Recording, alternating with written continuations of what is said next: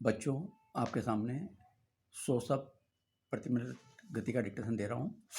Yes, start. Bharat ने चौपन और चीनी ऐप पर पाबंदी लगाने का जो फैसला किया वह इसलिए आवश्यक था क्योंकि इनमें से कुछ पहले ही प्रतिबंधित कर दिए गए थे, लेकिन वे नाम बदलकर फिर से आ गए थे।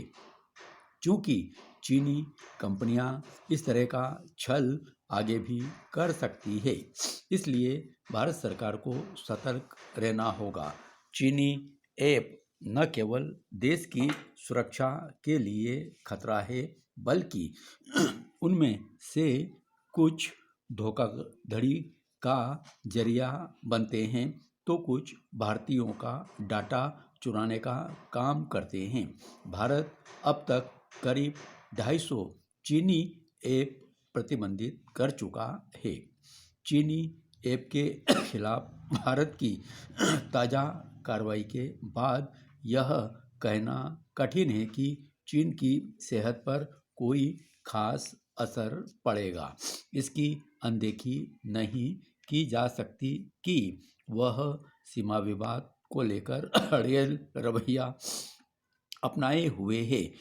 उसके इसी अड़ियल रवैये का उल्लेख करते हुए गत दिवस मेलबर्न में विदेश मंत्री जयशंकर ने दो टूक कहा कि वास्तविक नियंत्रण रेखा पर जारी गतिरोध का मूल कारण चीन द्वारा लिखित समझौतों का उल्लंघन करना है।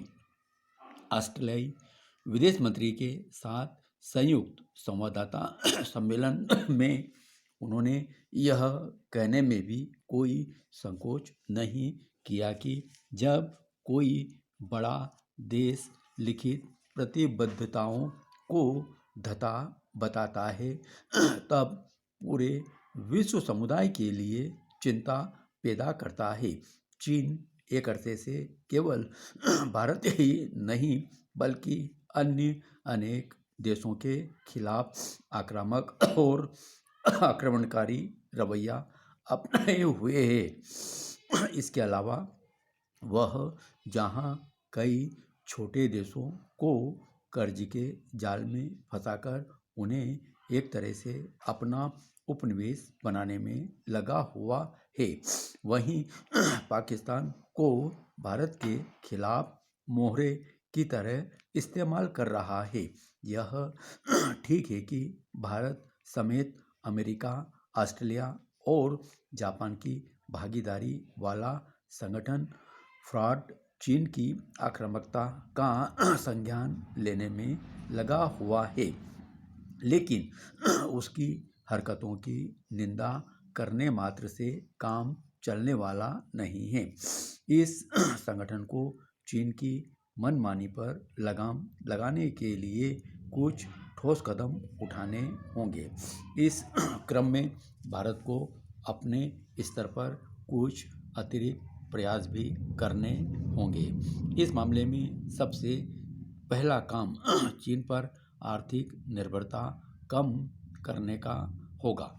यद्यपि चीन में चीनी सेना से खूनी झड़प और उसमें उसे सबक सिखाने के बाद भारत की ओर से ऐसे कई कदम उठाए गए जिससे चीन पर आर्थिक निर्भरता कम हो, लेकिन अभी तक अपेक्षित परिणाम नहीं मिले हैं।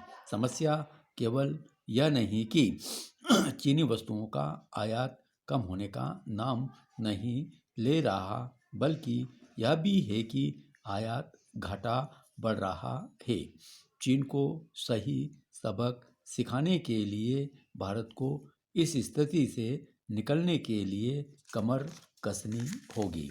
मनमोहन सरकार में कानून मंत्री रहे अश्विनी कुमार ने कांग्रेस छोड़ दी। अभी कुछ समय पहले आरपीएन सिंह कांग्रेस छोड़कर भाजपा में चले गए थे। इसके पहले जितिन प्रसाद भी इसी राह पर चल रहे थे और सिंधिया भी इसकी भी अनदेखी नहीं की जा सकती कि अमरिंदर सिंह को जिस तरह पंजाब के मुख्यमंत्री पद से हटाया गया, उसके बाद उनके सामने कांग्रेस छोड़ने के अलावा और कोई उपाय नहीं रह गया था। धन्यवाद।